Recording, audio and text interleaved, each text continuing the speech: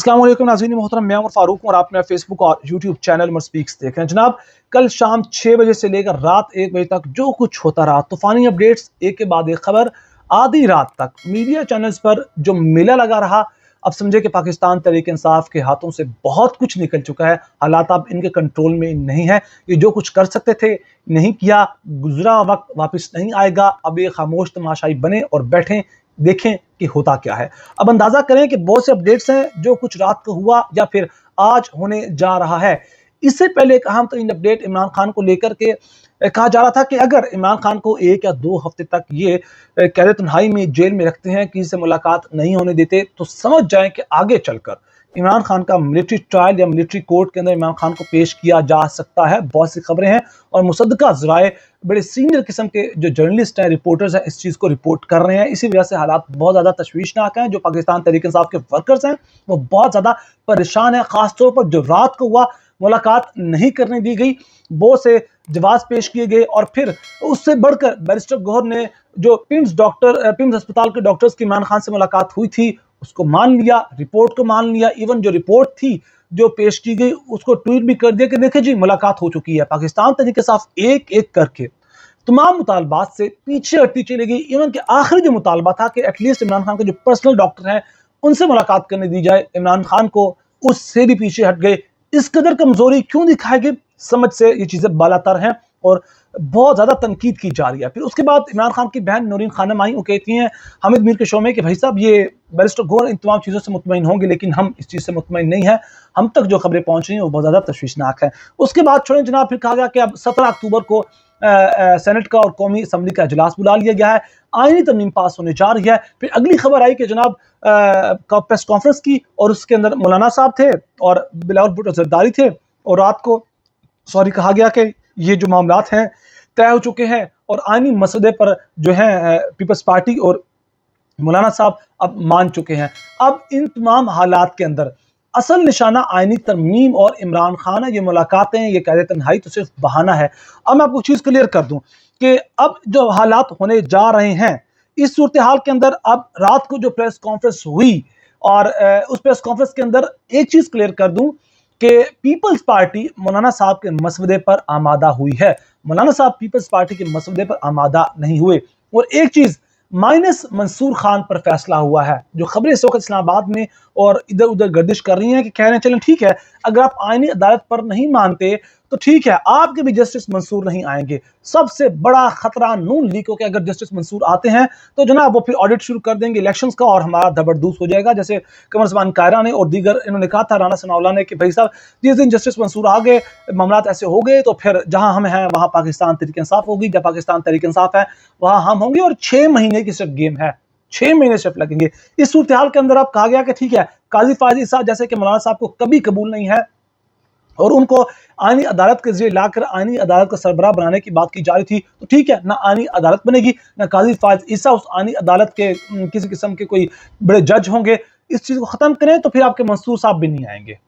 एक आप हमारी माने और एक हम आपकी मानते हैं। इस सूरत हाल के अंदर जो जस्टिस मंसूर के बाद या अफरीदी या जस्टिस अमीनुद्दीन खान या फिर उसके बाद जो उससे पहले जो जस्टिस मुनीब हैं, इनमें से सिलेक्शन होगी तो जस्टिस मुनीब को तो निकाल दें। पॉसिबल ही नहीं है कि कोई इस पर मानेगा, खासतौर पर यह हुकूमत, क्योंकि वो जो कुछ समझते हैं, जो वो कह चुके हैं। उसके बाद सिर्फ इतना ही कहूँगा, बाकी जस्टिस अमीनुद्दीन खान या जस्टिस यहया अफरीदी, इनमें से कोई एक बना दिया जाएगा सुप्रीम कोर्ट का चीफ जस्टिस। तो इस सूरत हाल में भी आप एक बात आज याद रख लें, लिख के रख लें कि मौलाना साहब को आज, मौलाना साहब जिस तरह पाकिस्तान तहरीक इंसाफ वालों को बहुत अच्छे लग रहे हैं ना, तो आइंदा मुझे लग रहा है कि चंद दिन बाद गालियां देगी ये पाकिस्तान तहरीक इंसाफ वाले मौलाना साहब को, क्योंकि चीजें इस तरह सेटलमेंट होती चली जा रही है। आज मौलाना साहब रायमंड में पहुंच चुके हैं, नवाज शरीफ के पास। आज शाम खाना है उनका वहां और वहां फिर नवाज शरीफ से, मरीम नवाज से मुलाकात होगी और चीजें वहां फाइनलाइज हो जाएंगी। और अब ये कहा जा रहा है कि हो सकता है कि मौलाना साहब की इसके बाद पाकिस्तान तहरीक इंसाफ के लोगों के साथ भी मुलाकात हो। और वो कहते हैं कि जैसे रात को हम एक मसले पर एक पेज पर आगे, हम पाकिस्तान तहरीक इंसाफ को भी लाएंगे और नून लीग को भी लाएंगे। अंदाजा करें कि अब जजेस वाला मामला जो कहा था कि एक्सटेंशन दी जाएगी, उम्र में इजाफा होगा, वो भी नहीं होगी, आईनी तरमीम भी नहीं होगी, मिलिट्री कोर्ट्स भी नहीं होगी, क्योंकि मिलिट्री कोर्ट्स अगर इस आईनी तरमीम के अंदर शामिल होती हैं और बनती हैं तो इसका सबसे बड़ा टारगेट मौलाना साहब खुद होंगे। जिस बेल्ट से वो ताल्लुक रखते हैं, जहां से वो वोट लेते हैं, वो बेल्ट, वो एरिया इन मिलिट्री कोर्ट्स को सबसे ज़्यादा, यानी कि मिलिट्री कोर्ट्स उस एरिया को सबसे ज़्यादा हिट करेंगी और वो एरिया इस सारे मामले के अंदर सबसे ज़्यादा खतरनाक साबित होता है। तो मिलिट्री कोर्ट्स और ये आईनी तरमीम, काजी साहब, ये सब चीज़ें निकल जाएं, बहुत सी चीज़ें फिर भी रहेंगी, तो उस पर वो नून लीग को इस मामले पर लाने की कोशिश करेंगे और उम्मीद की जा रही है कि 17-18 तक ये मामला क्लियर हो जाएंगे। अब रिपोर्ट पर इमरान खान के आएंगे तो जनाब बहुत से सहाफ़ी हैं जो कि इमरान खान की साइड में समझे जाते हैं, उनके लिए ठीक ठाक आवाज़ उठाते हैं। वो कहते हैं रिपोर्ट किसी हद तक ठीक है, क्योंकि ये मौजूदा हुकूमत और मौजूदा एस्टेब्लिशमेंट इस हद तक नहीं जा चुके कि वो इमरान खान को एक खराश भी अफोर्ड कर सकें।